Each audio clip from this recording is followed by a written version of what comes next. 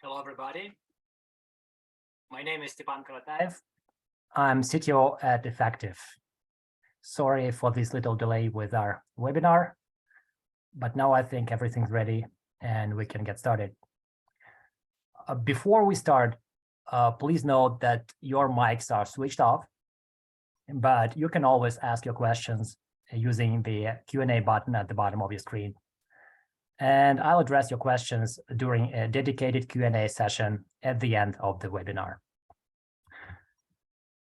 Alrighty, so let me first say a couple of words about our company.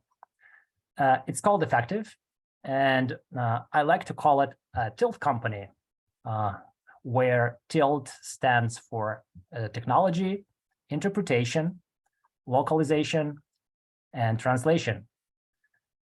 And just like this bright night here, we as a company have been negotiating these steps, starting out as a more traditional translation company some 20 years ago, and then expanding to add localization workflows, interpretation workflows, and finally technology, which is for us mostly concentrated in the fields of NLP, natural language processing, that is, including, of course, machine translation and remote interpretation technology.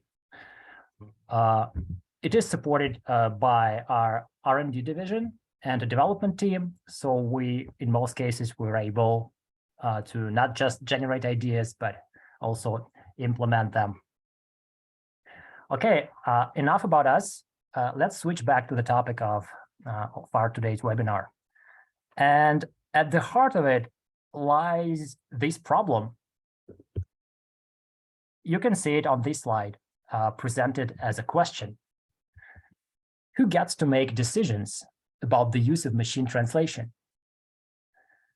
And you might think that it's, of course, you, as the owner of the localization process, or as a customer who explicitly gives permission to use machine translation, who paid for it, or otherwise influenced this decision. But unfortunately, it's not you. Or at least it's not you in very, very many cases. Because while you were weighing your options in terms of machine translation, and if you even want to use it, your translators have already made their move. And just as they've been using translation memories to speed things up, including translation memories of their own, and you well know that any experienced translator usually has translation memories that they've accumulated over the years of their career, and they use those in addition to TMs provided by the client. So just like those translation memories, at some point, your translators also added machine translation as yet another tool in their productivity suite. Maybe not all of them, but very, very many. And you might think that copy-pasting translations from a web browser to a CAT tool manually is not a very good strategy. And so it's not very convenient. But in fact, it's pretty okay. As you can see now on from this little video looping on the screen.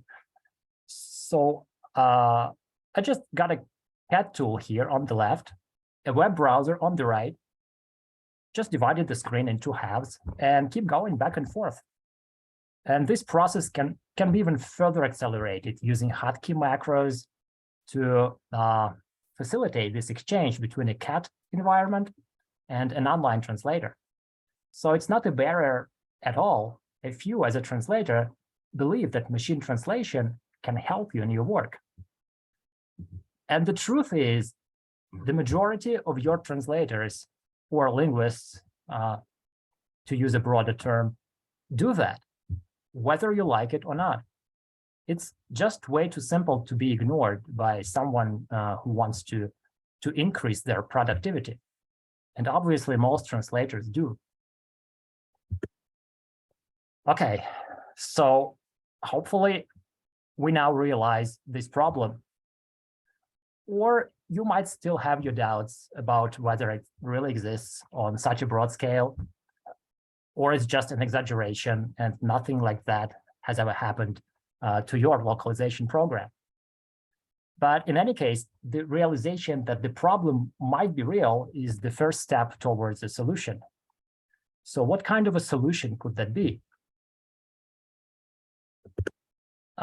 Well, the logical first step would be to conduct an audit of your existing translations. And you don't have to trust me when I say something like that. Trust the data. And the way to collect the data, the way we do it, is just running a sample of a presumably human translated segment against the translations provided by major empty engines, right? And to be honest, it's got to be Google in most cases, because for all the richness of choice, this is what most people know and use. But it also makes sense to include other well-known engines, taking into account the language pair, domain maybe. So DeepL for major European languages, Papago for Korean, Yandex for Russian, etc. And you also need to have an algorithm of sorts to help you with sampling of the segments you want to check. So for example, sentences should be long enough.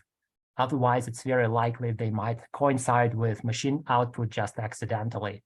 A sentence like open the door will most likely be translated identically by almost any machine translation engine or a human translator. But with longer sentences, it has to be different. And this brings us to the graph shown on this slide. How to read it. On the x-axis, we have so-called categories. A category is in fact a measure of how similar a human translated segment is to a machine translated one. So for a segment to land in category 1, for example, they should be identical, this machine translated segment and a human translated segment. Category 2 is for slightly different segments, category 3 for even more different segments, etc., etc. And the difference in all cases is based on the edit distance between the versions of the translation, a human-made and a machine-made. The Levenshtein distance, basically. Though, of course, you can implement a metric of your own if you like, but Levenshtein works well for us. So what we see on this particular graph for a blue line, which coincides with DeepL, is that almost 70% of all checked segments of a presumably human translation in our sample precisely coincide with DeepL's translation of the same source text. Another 30+% differ a bit, so they were edited, but just slightly. And we don't really have any other categories here, so they are all flat, as you can see, starting from category 3 onwards. So it's 0%, so 0 segments were found with any significant difference between DeepL translation and what is presumably a human translated segment. So the takeaway is, so of course, it's not a human translated document at all. It's a very slightly modified DeepL's translation. And of course, you won't have such a straightforward graph in all cases. There will be more ups and downs with peaks at different categories like 4 or 6 rather than 1 or 2, because, well, in the purest example of a raw machine translation, that is, someone tries to pass to you as their own, it would be 100% in category A. All the segments are identical, but in real life and in more complex cases where someone maybe used machine translation but edited it in a more diligent way, it can be, well, the peaks can be around categories 3, 4, or 5. So it takes some time to learn how to read these charts and differentiate between what is obviously a raw machine output what is slightly post-edited work, or most likely a truly human-made translation. And I'm not going to go deeper into this here, but if you're interested in learning more about this methodology, get in touch. I'll be happy to discuss. Okay, the problem is there. And suppose you run a check like this, and you see that, yes, indeed, a lot of machine translation in your workflows. Don't panic, okay?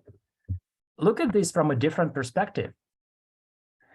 Yes, there might be a lot of unsanctioned, as we call it, machine translation in your carefully calibrated, human-based, as you thought, workflows. But the important thing is, whatever it is that lives inside your translation cycles, you know that your customers love it, right? You don't hear much criticism from them. All the reviews that you're running come back with great scores, and everyone is happy. Now you know that they are happy with machine translation suddenly, and you all the while been torturing yourself trying to understand if machine translation even makes sense for your project, how to implement it. So many questions, so much uncertainty. But in reality, all those questions can now be forgotten. Congratulations. Now you're free to manage things as they are, not as you imagined them to be.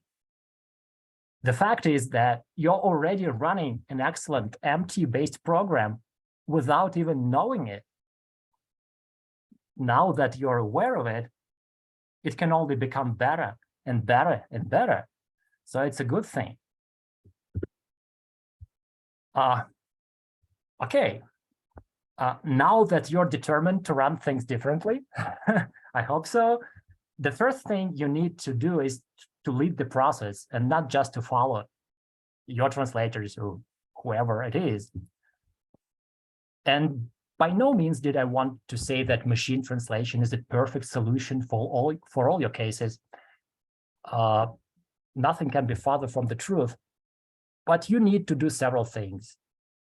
First, you need to identify workflows where machine translation is already implemented, so to speak, by your translators.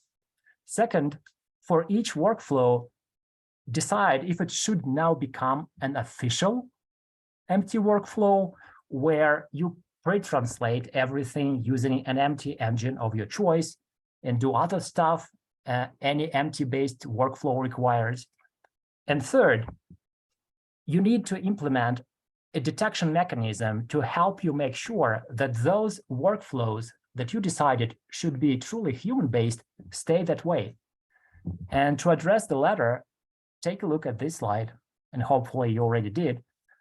The way it works for us, we scan our current translation workflows, extract random segments based on an algorithm, and run them against popular MT engines, mostly Google. And if there is a hit, a manager gets a notification like this one. And then it's a trigger for a QA specialist to take a closer look and sort things out. Sometimes it's just a coincidence, but more often it's a clear sign that measures need to be taken. Yet another step in the direction of regaining full control over your processes, you might also think about implementing a dashboard like the one shown on this slide. Unlike notifications that are sent in real time and help you react immediately, this is more of a post-mortem analysis. Each project is checked, and those where the number of suspicious segments is beyond a certain threshold are marked. You can see these red bubbles.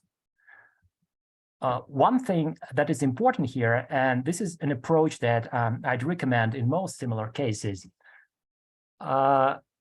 is that you always try to check your projects against historical data. So instead of trying to tie your conclusions to absolute values, like 35% of machine translated segments are suspicious, this is my threshold, compare them to the historical ranges for this translator, or this client, or this domain. And if the data shows that this particular project exceeds what is typical for this translator, or whatever parameters you might have set, then it's time to take a closer look. And this approach explains why red bubbles on this chart are sometimes quite high and sometimes pretty low. You might expect them to be always high, right? Because if you have more segments that coincide with machine translation, probably this is an indication that this project is, of course, the one that we're looking for. But it's not so, because for a particular set of parameters, a relatively high value can be all right and within expectations, given the domain, language pair, the history of the project, and vice versa. For a different set of parameters, a different project, the threshold can be significantly lower. And I also should note that we use a similar approach for a different section of our monitoring dashboard. So this is one section with empty checks, machine translation checks. We also have several other sections where, for example, we monitor the edit distance of our ongoing projects. And for some people at the editing stage, the edit distance of 15 is pretty high, and it's an anomaly that needs to be investigated. Whereas for others, it's perfectly fine and within their standard range. So you should take a more nuanced approach, not just tied to absolute values. Let me now briefly touch on a couple of other important dimensions of MT-based workflows. Machine translation versus translation memory. What should you use and when? And I'm not probably going to really try and answer this question now, but in the spirit of our today's webinar, I'd like you to maybe ask yourselves a different set of questions. So, for example, you might be faced with this typical dilemma: where should I set my pre-translation threshold? Is it 85% fuzzy match from my translation memory, and then machine translation for the rest of the segments, 90%? Have I run enough tests to verify my assumptions? Do I really get this value by changing these settings? All very hard, technical in nature questions. You might find yourself in a hard place trying to answer them. But instead of asking yourself those questions, ask this. On the surface, you're comparing 100% empty with an 85% fuzzy match. But where does this fuzzy match come from? It comes from your translation memory. And is your translation memory based on human translation? Well, you might be used to thinking that, but let's reconsider in light of what we've been discussing today. Let's just run some checks on your translation memory. And if it turns out it's mostly MT-based, shockingly, then what is your actual choice here? It's not between 100% machine translation and an 85% translation memory fuzzy match. It's rather between 100% machine translation and an 85% machine translation, because your translation memory consists of machine translated segments, and you take an 85% fuzzy match from there, in which case it's not really a question that allows different answers, isn't it? It's just, well, there is no choice at all, because you would always prefer 100% to 85%, everything else equal. And now to another eternal question. There are translators and there are post editors. And God forbid mixing these two categories. They are distinctly different, right? And so you might be wrapping your head around all these important questions that you can see on this slide. All of them are true, all relevant. But guess what? They all might have resolved themselves on their own without your even knowing it. So again, think about asking different questions. For example, your translators are reluctant to switch to post-editing. They say that post-editors work with monotonous content. It's a very tedious job, no creativity, etc., etc. All seems valid, right? But then you run a check and you see that the very translator who just refused to do post-editing for you does in fact post-edit everything they submit to you, because it's just part of their normal working process.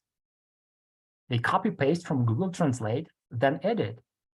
And they may honestly not think about it as post-editing at all, but it doesn't change the fact that it is. And your linguists may also suspect that post-editing comes with lower rates, and they are right to suspect that. However, it's up to you to decide on the rates, and you may even leave them as they are for a particular linguist, at least for some time, while they adapt to a new workflow. But the important thing is that you regain control, and this is enough of a benefit, of an incentive to change things, even if your rates stay the same for a while.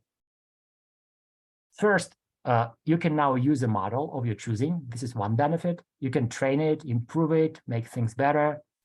Whereas unsanctioned machine translation done by a translator on their own will always be a vanilla baseline version of Google or similar. Second, there are confidentiality issues. Whatever you share with Google, Google now has a right to use it, right? Of course, as long as we talk free, publicly available services. So by implementing machine translation on your side, using commercial accounts, it also mitigates the risk of a confidentiality breach. And we all know how significant that is. Not to mention, it's just so much more fun to be in control of your workflows and understand what's going on, as opposed to allowing others to decide for you. So it's just a much better position to find yourself in. As we move towards the final section of this webinar, let me summarize some of its key ideas. And you can see them on this slide.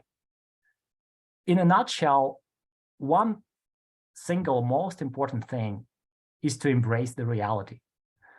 There are many different cases, and of course, many outstanding, excellent translators and editors who have never touched machine translation unless you told them so, and never will. There are different domains, different language pairs, all those significant and often very relevant considerations that you face in your day-to-day work. But you just can't ignore that on top of all that, there is this huge area of uncertainty and lack of control where numerous actors make their own decisions on your behalf, and also on behalf of your clients, and despite their confidentiality concerns. And again, I'd like to take an optimistic note to wrap it up. It's not a bad thing that your successful localization or translation program suddenly turns out to be an MT-based one when you take a closer look using tools like the ones I have shown during this webinar. It is in fact a very good thing, because now you know that you can use machine translation to save cost and quicken your turnaround times without actually compromising the expected quality. Cheer up, it's great news. You've been doing this for quite a while. It's been successful. Now you know it's machine translation at the foundation of it. Great news. And with this, let's move to the final Q&A section. And let me remind you that you can use the Q&A button at the bottom to type your questions in. I'm not sure I'll be able to answer all of them today. Depends on the number of questions. But please feel free to reach out to me personally. I'll be happy to chat. And let me switch to the Q&A section now and read some of the questions.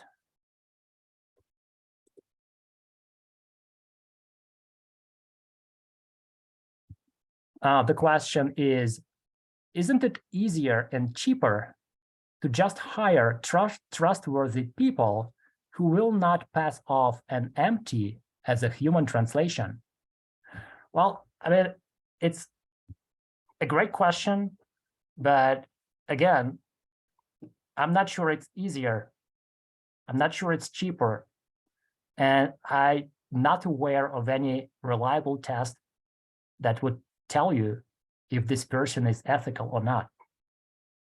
And the problem is not that you don't trust your translators.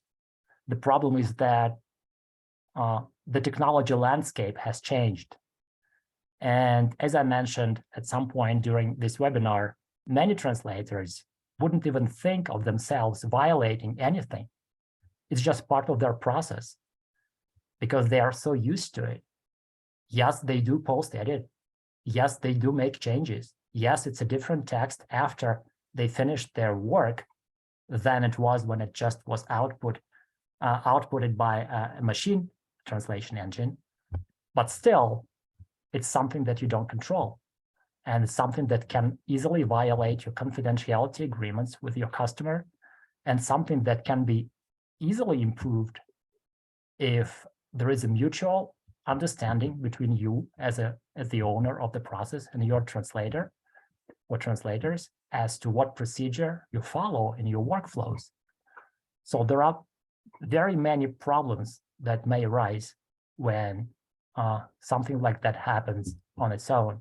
And honestly, I don't think any relatively large translation company can now guarantee that all of its vendors, all of its linguists are ethical in the way that this question assumes. So it's not about the ethics, it's about your tool set and how you use it.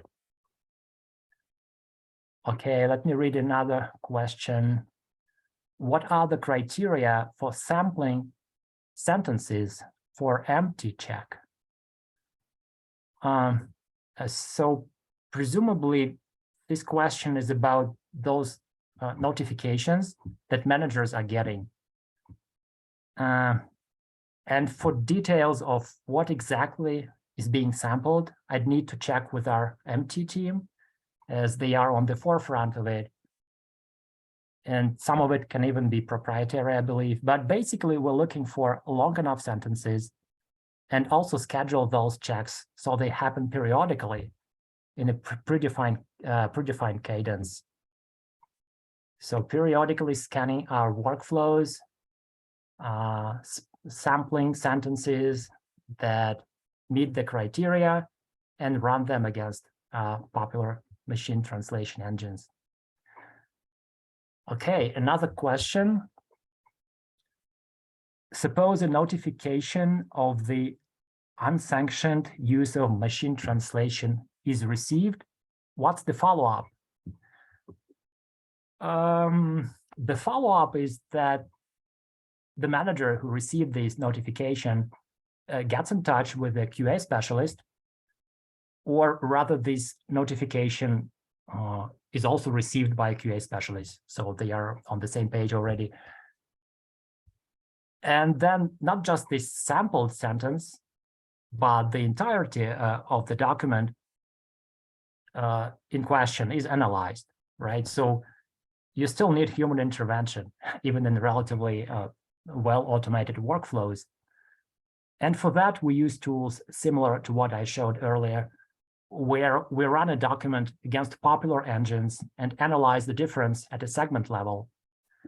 And after that, a QA specialist or a manager communicates with a translator, and, well, they discuss things if needed.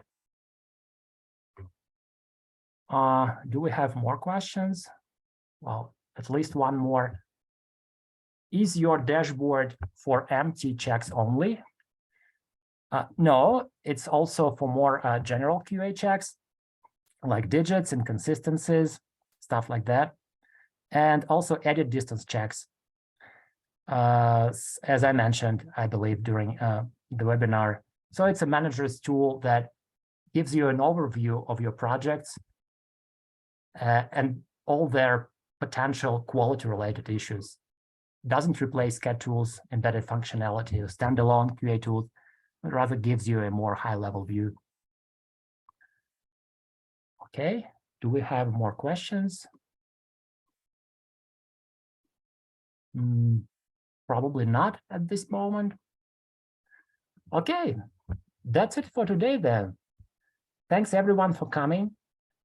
Please keep in touch, send us your questions and comments, and I hope to see you again in our upcoming events. Enjoy your day and happy upcoming Stepan. Thanksgiving. Stepan, sorry for interruption. Can you hear me? I think there's another question just appeared in the chat. Okay. Don't leave yet.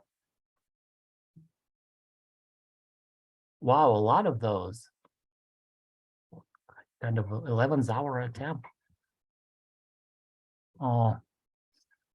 Do you have any suggestions on managing expectations of linguists who feel like translating from scratch is easier or more efficient for them? Well, probably this could be a topic for a separate webinar about managing expectations. And again, everything that I mentioned during this webinar doesn't take anything away from all the existing problems and approaches that people have developed to manage their post-editing machine translation workflows. So yes, you have to manage expectations. And yes, sometimes people think that translating from scratch is just quicker because machine translation is so bad. But my point is that in very many cases, it's not about persuading people that they might benefit from using machine translation. It's not about explaining to them that using machine translation is better than translating from scratch. It's about spotting all those cases where machine translation is already used and has been used for maybe for a very long time. And it's not about switching your linguist to a different process. It's just to regaining control over this process. If someone has been using machine translation for years, it's not a new role for them. They can't say that they prefer translating from scratch. They've been translating, well, they've been post-editing, in fact, rather than translating from scratch for years. So it's a very different conversation, which doesn't mean that in some cases, in many cases, you will have to have a different conversation with those who truly and honestly have never used machine translation in their life. But it's just a different scenario and probably a different set of problems.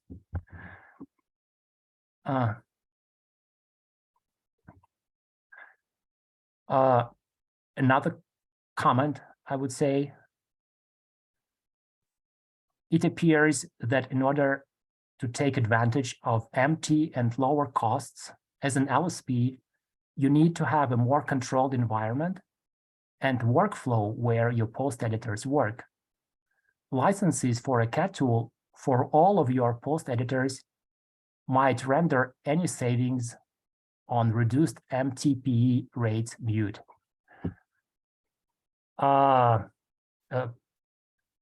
Okay. Give me a second to digest this.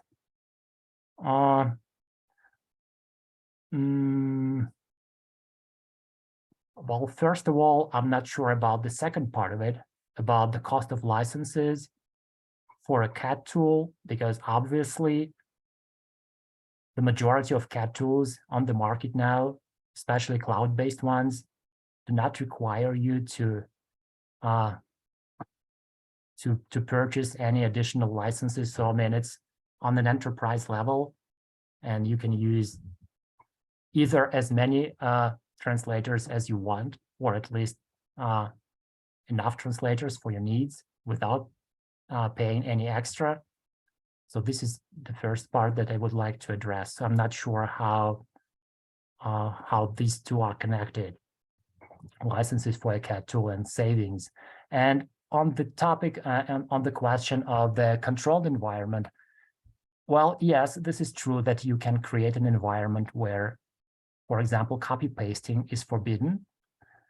And this would allow you to a degree control what's going on there. But it's a very restrictive environment for your resources because a lot of searching is always happening on the web, and a lot of stuff needs to be copy pasted in the end. So it's a normal process, and by restricting it to a degree where nothing can be brought into this environment from the outside, it might be very limiting and might really impact your linguist productivity.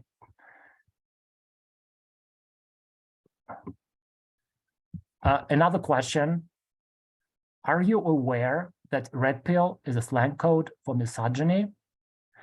No, I wasn't aware of that, and thank you for bringing this to my attention. I was only aware of other connotations. So, but I'll take note. Thank you for that. Any more questions?